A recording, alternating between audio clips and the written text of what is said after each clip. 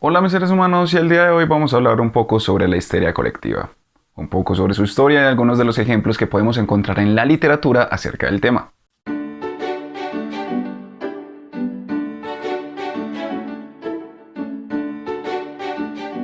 Vamos a empezar entonces con qué es la histeria colectiva. Formalmente conocida como enfermedad psicogénica de masas, este término se refiere a la rápida expansión de síntomas y signos de enfermedades sin base biológica alguna, en grupos de personas socialmente relacionadas. Normalmente, cuando hablamos de histeria colectiva, empezamos a pensar en escenas de películas o en historias de siglos pasados, donde grandes grupos de personas se terminan comportando de maneras sumamente extrañas e inexplicables, y cuyas manifestaciones normalmente se interpretan como actos diabólicos o posesiones demoníacas. ¡Cual fuego de infierno!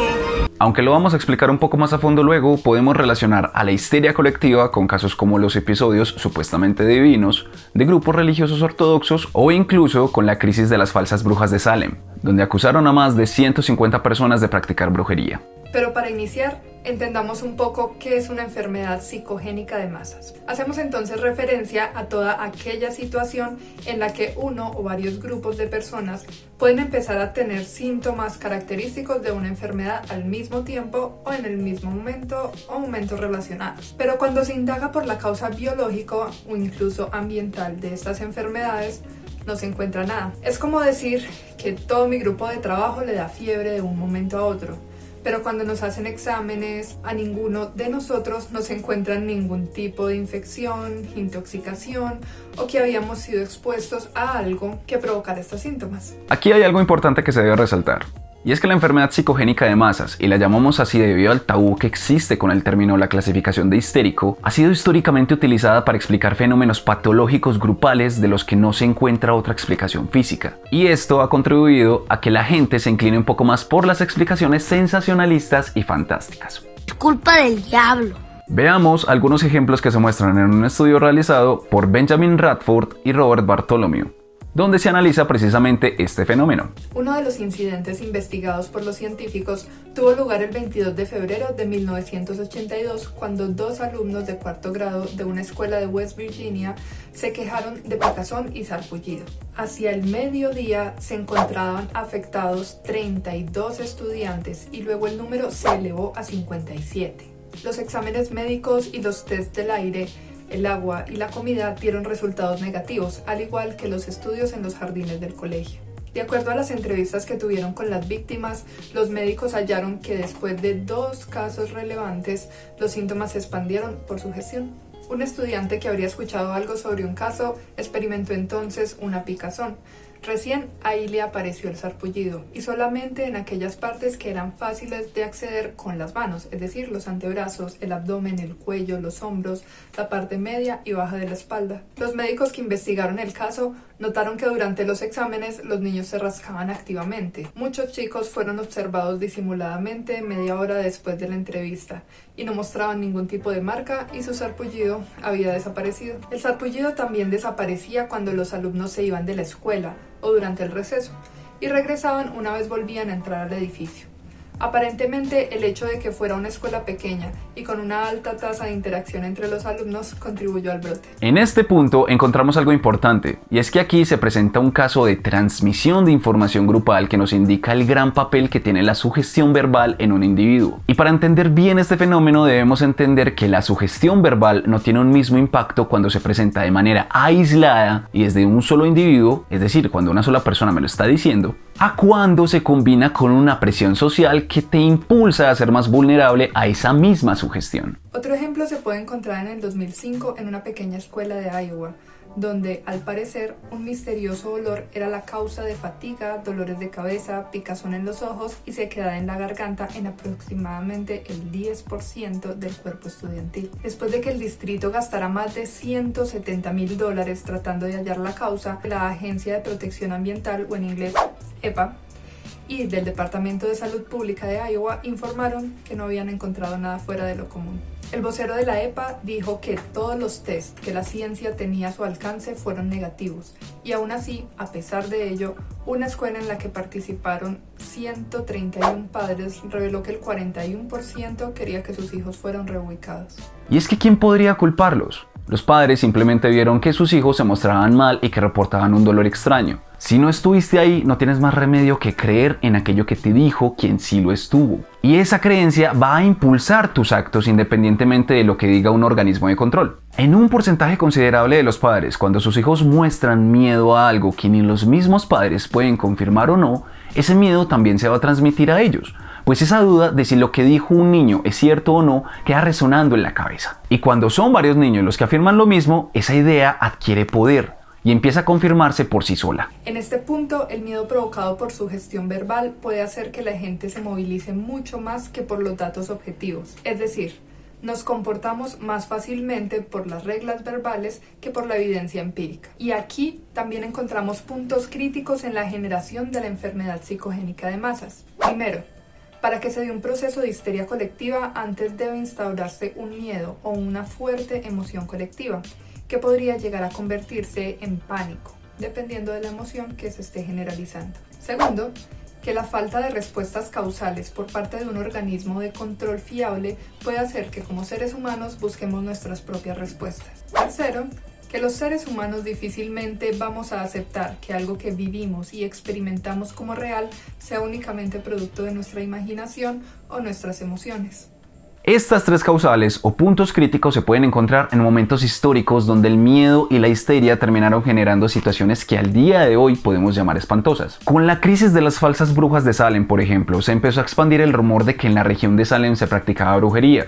Y ese rumor, pasado de boca en boca, terminó generando miedo y desconfianza en gran parte de la población. La transmisión de información adquiere tanta fuerza que llega a un punto en el que el rumor deja de ser un rumor. Y el miedo que se siente es tan real que la comunidad de Salem, en este caso, interpreta que hay un peligro real y que efectivamente existe algo en lo que hay que temer. Es culpa del diablo. Esto provocó que ante la denuncia de que cualquier persona practicara brujería, ese miedo y esa sensación de inseguridad se dirigiera hacia la persona denunciada. Ya el miedo y el pánico deja de dirigirse a la nada y a la duda, sino que obtiene una cara a la cual dirigirse. Algo físico que justifica ese sentir y que vuelve al rumor en algo completamente real. Al estar en ese medio, al vivir envuelto en el miedo y la duda de mis vecinos y mi familia, al sentir también ese miedo y esa duda constantes en el día a día, la percepción de lo que considero que es real puede cambiar. Y mi cuerpo lo puede interpretar así. Si bien hoy en día se sabe que las denuncias de Salem fueron en gran medida realizadas por individuos que tenían asuntos personales con quienes denunciaban y los querían fuera del camino, no se puede negar que independientemente de la falsedad de estas denuncias, el pueblo y la misma iglesia correspondían a estas acusaciones, pues se movilizaban por el miedo y por un sistema de creencias que se veía constantemente reforzado por el medio supersticioso en que vivían. Mi culpa no es si me embrujó. De hecho, y teniendo en cuenta esto, no podríamos decir con seguridad que algo así no se repetiría. Recordemos que en los 80s, por ejemplo, en Estados Unidos se desató un pánico satanista que acusaba al juego de rol Calabozos y Dragones de promover prácticas satánicas y de otros modos de corrupción de menores. De hecho, la manera en cómo se desató este pánico es un ejemplo perfecto de cómo una pseudoexplicación moralista que va en línea con unas creencias religiosas ortodoxas muy arraigadas puede terminar generando la señalización de casos, objetos y personas como seres causantes de algún mal. Todo sucedió porque en 1972 James Dallas, de 16 años, desapareció en los túneles de vapor de la escuela, donde él y amigos suyos solían jugar a Calabozos y Dragones. Su familia contó a un investigador privado que llegó a la teoría de que todo era culpa del juego. Es culpa del diablo. El chico desapareció un mes hasta que fue encontrado. La prensa hizo eco cuando al año siguiente, a su tercer intento, el joven logró quitarse la vida. El caso se volvió de preocupación nacional. Nadie hizo averiguaciones al respecto de los verdaderos problemas mentales del joven, que en realidad tenía una depresión crónica, tenía problemas con el consumo de drogas y un entorno familiar poco propicio. A pesar de que años después el investigador privado se desdijera sobre la influencia del juego de rol en el suicidio de este joven, ya era demasiado tarde. El eco que había ocasionado su teoría entre familias y grupos religiosos costumbristas se había generalizado y estaba en espera de encontrar una nueva tragedia que involucrara el juego para explotar y justificar su explosión. Y efectivamente así pasó.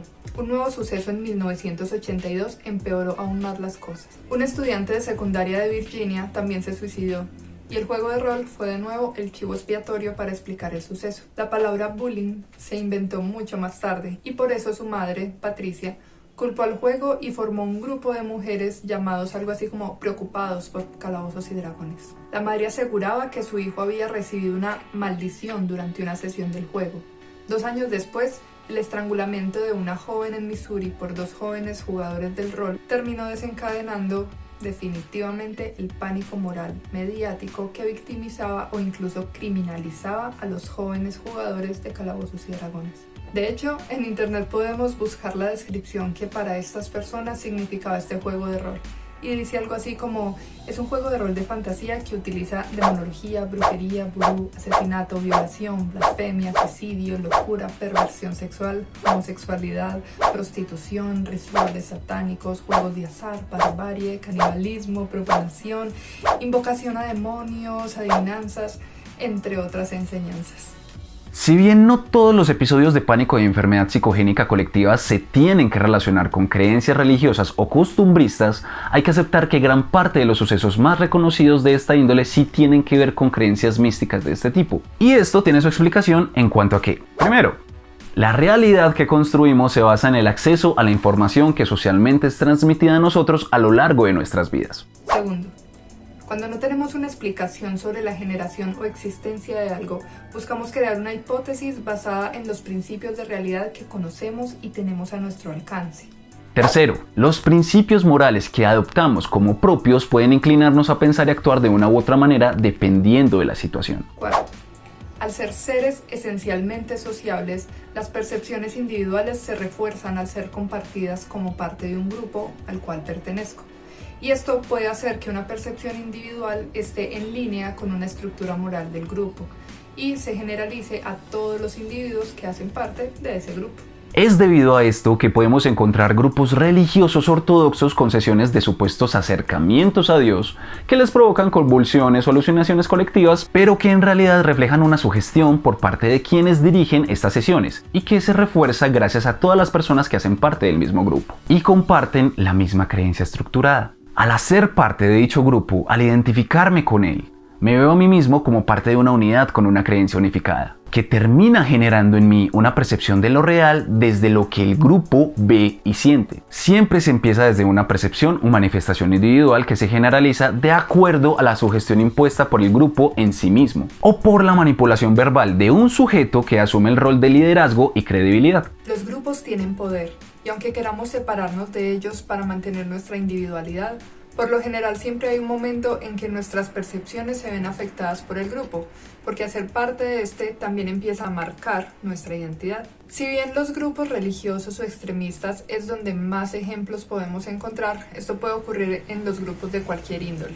Pongamos un ejemplo muy de película. Imaginen que van en un avión y no conocen a nadie más que vaya allí. De repente, alguien empieza a toser intensamente y sale corriendo desde el final del pasillo hasta el baño del principio del pasillo mientras sigue tosiendo. Tiembla y al final vomita y le salen manchas rojas en el cuerpo. Curiosamente, hay un doctor en el vuelo y dice que deben aislar a todas las personas que estuvieron cerca de él porque a pesar de que no sepa qué tiene el sujeto, lo que sea que tenga puede ser contagioso. Esto llena de ansiedad a todas las personas que van en el vuelo y empiezan a preguntarse si podrían estar contagiadas. Ahí ya se instaura un grupo, un número determinado de personas unidas por un espacio determinado que están viviendo una situación de tensión y ansiedad al compartir una misma preocupación. ¿Puedo estar contagiado? Y esta mera pregunta, en combinación con todo lo anterior, termina generando en mí una duda sobre mi propia salud que efectivamente puede terminar alterando mi estado de salud al punto de empezar a manifestar los síntomas que vi que se asociaban a la supuesta enfermedad que me contagió. Y si quieren ver el final de la historia, busquen el capítulo de Doctor House, Un vuelo de terror, pero ya les arruinamos el final. Esto que acabamos de mencionar se puede dar con cualquier cosa. Nuestra percepción se puede alterar de tal manera que podemos llegar a pensar que también vimos ese demonio donde en realidad solo había una sombra, o que sentimos ese toque divino y nos hizo convulsionar, o que tenemos esos síntomas provocados por algo en el ambiente que afectó inicialmente a alguien más y que ahora supuestamente también tenemos nosotros. No estamos diciendo que esto va a pasar sin más. De hecho, hay personas menos vulnerables a la sugestión que otras. Pero queríamos explicarles un poco sobre las variables asociadas a este fenómeno y cómo la ansiedad y el pánico puede llegar a tal punto de somatizar una enfermedad. Si bien aquí asociamos un poco la enfermedad psicogénica de masas con el pánico colectivo, estos dos hechos no siempre se presentan de manera conjunta. Por ejemplo, cuando inició la pandemia por coronavirus, surgió un video en Estados Unidos donde varias personas compraban mucho papel de baño y quienes vieron este video concluyeron que se iba a acabar, que iba a comenzar a escasear o que no podrían conseguirlo. Al final, ese comportamiento se asoció a una creencia o conclusión específica y se terminó expandiendo a tal punto de que en muchos países la gente hacía filas enormes solamente para comprar papel de baño y en realidad nadie sabía por qué. La gente se dejó llevar por el pánico y empezó a seguir lo que veía que hacían los demás.